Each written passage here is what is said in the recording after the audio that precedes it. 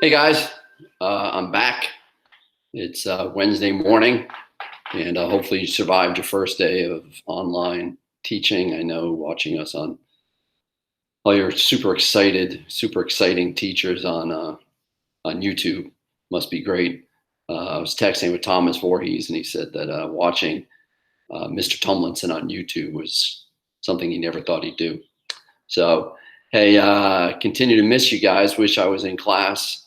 Um, Hopefully this video will be a little shorter than the one that we did last time, but let's just kind of catch up where we're supposed to be. By now, you should have done that first worksheet. Little hint: most of the worksheet answers are from the online American Yop textbook. Most of the worksheet answers are not necessarily from what I talk about, but please do watch the videos since I'm spending time to make the videos, and that's part of your assignment that you are watching the video. So should have done that first worksheet. There's another worksheet posted now that will be due on Monday, so please do that one, and continue to look at the slideshow. We'll be done with the slideshow today, so we will probably end up having maybe like a review on Monday, and then we'll do like a quiz on Wednesday. So I'm not quite sure how we're going to do the quiz yet, probably on Google Classroom, but so that's kind of where we stand. I'm actually recording this. Today's Tuesday, so you're probably trying to do math online and all that kind of stuff today. So that does not sound fun.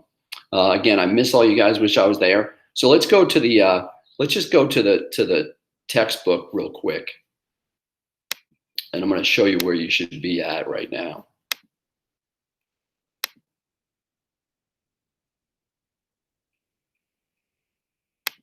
Okay. Well, that came up. That's not the right thing. So we should be right here. So this is the American Yop. This is the textbook that we've been using. And there's a picture. There's a great picture of the Great Depression. That's a very famous picture. This woman actually, I believe, lived out in Oklahoma, and she's become kind of infamous.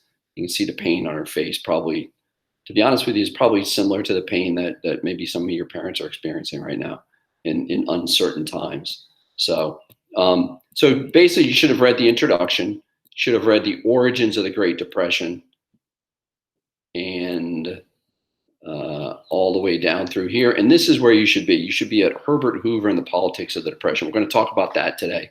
The worksheet that's coming up will be based on that. Let's just take a picture of this. Let's take a look at this picture really quick. Couple things I noticed in this picture. This is where I would ask you guys what you noticed. It's obviously a city setting, and they're giving out free coffee and donuts. What I want you to notice is these men in the line who have no money. They need a free meal, but notice how they're dressed. Notice that they're dressed in coat and ties. They're dressed like they're going to go to work. These people were people that had good paying jobs prior to the Great Depression. They were maybe college educated. They probably mostly worked in offices. And you can see that now they have nothing. They are destitute. They have lost absolutely everything. And we know that because we know that the unemployment was like 25%. We know the stock market had crashed. We know that many of them had lost all their money in the bank runs. So another famous picture right here. So you're going to read this section, and you're going to read all the way through the end of the chapter. Actually, no, you're not. You're going to read that. You're going to read the bonus army. You're going to read the lived experience of the Great Depression. There's another unbelievable picture. That's known as a shanty town. Became known as a Hooverville because Hoover was the president. These were people that lost their homes. They could no longer afford to pay for their homes, and they basically moved to vacant lots, and they constructed homes out of whatever they had. And this is how they lived for much of the Great Depression. Again, people that had jobs, people that had savings, people that had done the right thing, but the Great Depression just absolutely crushed everybody. So we're going to read down through here, migration, the Great Depression. There's that picture again. There's a picture of a guy. That's all he's got left. Things are so bad. He has a wagon and a few things to carry with him. He's going to walk. I believe he's walking like 100 miles to get to another farm to try to do work. And then you're going to read down through here. You don't need to read section 7 yet. that's what the next chapter will be FDR in the New Deal. So let me switch over to the slideshow. Okay.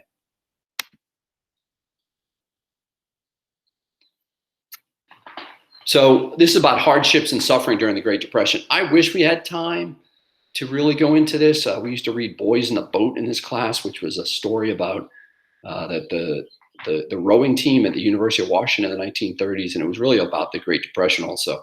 And reading that book, you kind of understood the main character when he was 15 years old. His parents, he had much younger siblings, like a 4 and a 5-year-old brother and sister. His parents basically decided they had to move to a new city to try to find work. And they left him behind. They said they could no longer afford to feed him. They couldn't afford to have 3 kids. So from the time he was 15 on, he had to fend for himself. So imagine that if you came home and your parents said, "I'm sorry, but we've just made the decision that we can no longer afford you. We can't afford to feed you." That's how bad things got in the Great Depression. I'm going to show you a couple slides. We won't really get a good understanding of how bad things were, but it was bad. Our philosophy, although not articulated into World War II, was use it up, wear it out, make it do or do without. Kind of a mantra of the Great Depression, how bad things had become. Wages for men were about $1 and sometimes a meal or 2 per day. For women, the wages were 50 cents per day. So you'd get a job maybe for the Great Depression, and they would pay you not much, and then they would give you a meal. And really, that's what you were looking for. You were looking for a meal. Here's one of my favorite quotes. I'll just read it to you. "We ran across a log cabin deep in the blackjack oaks. It had a well in the backyard with a rope and a pulley. A man who must have been close to 90 years old came out of the cabin. We asked him if we could have a bucket of water," Bledsoe recalled. "When did you boys last eat?" the man asked. When we told him, he told his wife to bring us food. She set out a gallon crock that was half full of milk, a pone of cornbread, and a bucket of sour gum molasses. The milk was beginning to turn sour, blinky we called it, and the molasses were full of tiny ants. We were hungry beyond being picky, and we lit in on the food. I still remember we couldn't fault the old lady's cornbread. I don't know if you've ever been that hungry that you would drink sour milk or eat molasses because there were ants in it. And again, these guys were not hungry because they just didn't have any food in the house. They were hungry because their family had no money to buy the food for them. The Great Depression created a generation of doers. People learned to do for themselves. There it is again. Use it up, wear it out, make it do or do without. So here's another firsthand. Families read together in the evenings or listened to the radio. Children played with simple toys that only needed imagination. Miss Ashton wrote, "The air was clean, the food fresh and wholesome, the work hard, the freedom wonderful." Now, she's looking back on this time. I don't think anybody thought that during the Great Depression, but they really didn't have anything. So they made toys out of whatever they had. I like the part that the freedom was wonderful, that they still had freedom. That had not been taken away from them. So let's go down to these pictures. That picture in the top left-hand corner, that's the one we just looked at, looking for free coffee and donuts. And then the one in the bottom right-hand corner, that is, they're probably getting some sort of free food. I don't know what's in the box that the guy's handing out. But again, notice that all of the people are in coat and ties. These had been people who had been workers. They had had a job, and they couldn't stop getting up in the morning and putting their coat and tie back on in hopes that things were going to get better, in hopes that things would return. They won't return. They will never return to what they thought, what they had known. It'll take a world war to kickstart the economy. Here's another picture of a shanty town. Again, they became known as Hoovervilles because Hoover got the blame for the Great Depression. We're going to talk about Hoover in a minute. So Hoover's conservative response to the Great Depression drew criticism from many Americans. While he was a Republican, the word conservative in his response does not mean a Republican response. If you remember, we've talked about this many times. Conservative just means maintaining the status quo. Liberal means changing. So Hoover was conservative. He didn't know what to do. No president had ever faced an economic downturn quite like this. There was no way that Hoover was going to know what to do. Now, I like to draw things into modern day. I like to know how these are going to affect us. I've talked about President Trump many times in class. Listen, it's hard to criticize President Trump. No president has ever had their country shut down because of a disease. No matter what decisions he makes, half the country's not going to like his decision. He has to make tough decisions. Hoover, he was in a similar situation, but Hoover just kind of maintained the status quo. Most experts believe that the economy would fix itself. Laissez-faire economics says that, in the classical school of economics, says that the economy will fix itself. Now, if this was an economics class, you would understand why that is, but we'll learn that next year, so just stick with me on this one. That the economy will eventually fix itself, that the economy is kind of like the weather. Some days it's rainy, and when it's rainy, just wait and the sun will eventually come out, okay? They believe that the economy would fix itself, and it probably would have fixed itself, but it probably would have taken 20 or 30 years. The only reason it's going to end up fixing itself is because World War II will come around. This is what Hoover said: economic depression cannot be cured by legislative action or executive pronouncement. Economic wounds must be healed by the action of the cells of the economic body, the producers and consumers themselves. Hoover did not believe that there was anything that he could do to fix the economy. No government had ever intervened in the economy. The economy ran on its own and government did its own thing. That is a conservative look at economics. He felt, like many experts of the day, that government's chief function was to foster cooperation between people. That's really all he was trying to do. He thought that, hey, if I can help business take the right avenue, not give business money, not give people money, but government's role was to encourage and facilitate cooperation, not control it, okay? Hoover felt that American valued rugged individualism, which meant that people will pick themselves up by their own bootstraps, they'll move forward and they'll get on with it. That was what he believed. The problem is, when there's no jobs, it's hard to do that. It's really hard to do that. He felt that handouts would weaken people's resolve and moral fiber. As we speak, the United States Senate right now and Congress and the House of Representatives are trying to pass a $2 trillion aid bill so that we will all get money, because so many businesses have been shut down by this virus, by this quarantine. So we, in 2020, believe that government should become involved. And people are looking to the government right now to give them money because they have no job. Hoover did not believe this, not because Hoover didn't care. This is my take on it. Is Hoover didn't know any better. Hoover just thought that the economy just would fix itself. He thought things like charities and local organizations would help people out.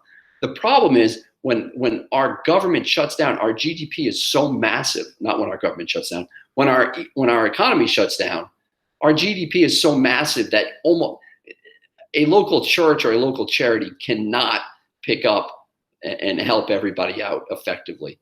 So think about this for a second. In 2020, the government is going to pass $2 trillion. They're going to hand out $2 trillion. It would take something like that to help maintain an economy. Hoover didn't believe this. Hoover didn't know to do this.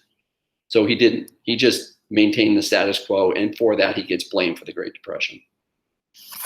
One thing that he did do is there was a dam being built. It's called the Boulder Dam. It's now called the Hoover Dam, obviously after him. It's outside of Las Vegas. Some of you may have been there. Maybe you took a tour of it. The government built this dam. And what they realized is, hey, we put money into building a dam. That created a ton of jobs. Maybe that's the way the government could do. Maybe the government could could put money into the economy through building of things. FDR will pick this up and he'll run with this. And this is really what happens in the New Deal later on in the 1930s, that the government tries to come up with jobs for people so they can go back to work and get a little bit of money. There's a picture of it. Interesting. In 1930, the Democrats win a lot of the congressional elections because things look bad. We're in the Great Depression. The Republicans get blamed. There's I like cartoons, the one up in the left. There's the Democrat putting his hand over the Republican's back and he says, cheer up. Remember, your loss is my gain.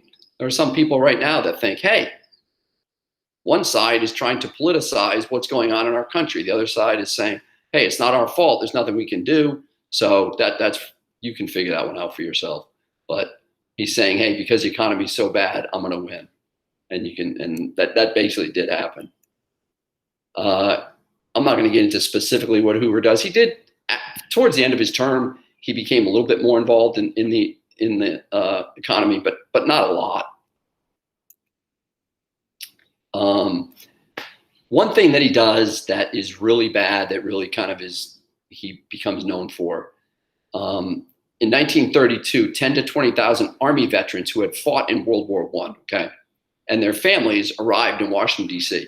They had been promised, when they fought in 1917 and 1918, they had been promised a bonus that was going to be paid to them down the line, 20, 25 years down the line. Like, thanks for fighting in this war. We can't afford to pay you everything that we would want to, but we're going to give you this bonus 20, 25 years down the line. And they agreed to that. Well, things had gotten so bad by 1930, 31, 32, that they said, hey, we want our bonus now. When you wanted us to fight in World War I, we were there for you, and now we need you, so we want our money now. This didn't happen. Instead, the government went out. They sent Army troops out. Actually, Douglas MacArthur was one of the leaders that went out, and they tear gassed the crowd. They tear gassed their own people who had fought for them in World War I. It made the federal government look really, really bad, and it really made the people turn on Herbert Hoover. So here's some things to remember. Here's what I kind of, some big picture type things, okay? The Great Depression affected all walks of life. Didn't matter where you lived, didn't matter what job you had, didn't matter what your education was, didn't matter what walk of life you were in. It affected you. Some people, it crushed them completely. Some people, it just made their lives a lot more difficult, but everybody was affected by the Great Depression. Herbert Hoover did what every other president in American history had done. He continued down the road of laissez-faire economics, which is the government does not become involved in the economy. His idea was the economy would fix itself. It's not until the 1930s, John Maynard Keynes, who's an economist, who says, no, the government needs to get involved, and then FDR, who carries out the New Deal. That's the first time government's ever become involved in the economy. Now, it's normal. We've been in this quarantine for 2 weeks. The government's already taken action. Hopefully, by the end of the day, they'll pass the $2 trillion or however much it's going to be, and hopefully all your parents will receive a little bit of money. That'll help them pay for some bills. That's normal now. It wasn't when Herbert Hoover was the president.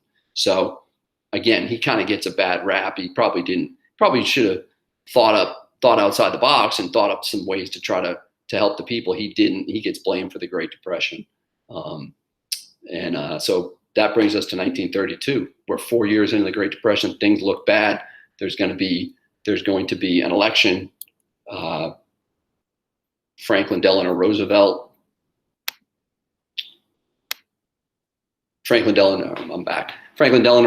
will be elected, and then he'll take a different chart. He'll chart a different course than Hoover did. So again, go online, go to Google Docs, check out the worksheet that's posted today. First of all, I'm praying that all you guys get the worksheet done today. Take these worksheets fairly seriously. Don't cut and paste. Okay, the answers are right in the reading. So you're going to go on, get the worksheet. You're going to read the sections on the online book that we just talked about. Please feel free to contact me, okay? Please, if you have any prayer requests, if you just need someone to talk to, if things are stressful for you during this time, please, feel free to reach out to me. Get outside, enjoy some sunlight, go for a walk, hang out with some people as long as you're 6 feet apart, and turn to God, read your Bible, do some praying. Love you guys and miss you all. Talk to you later.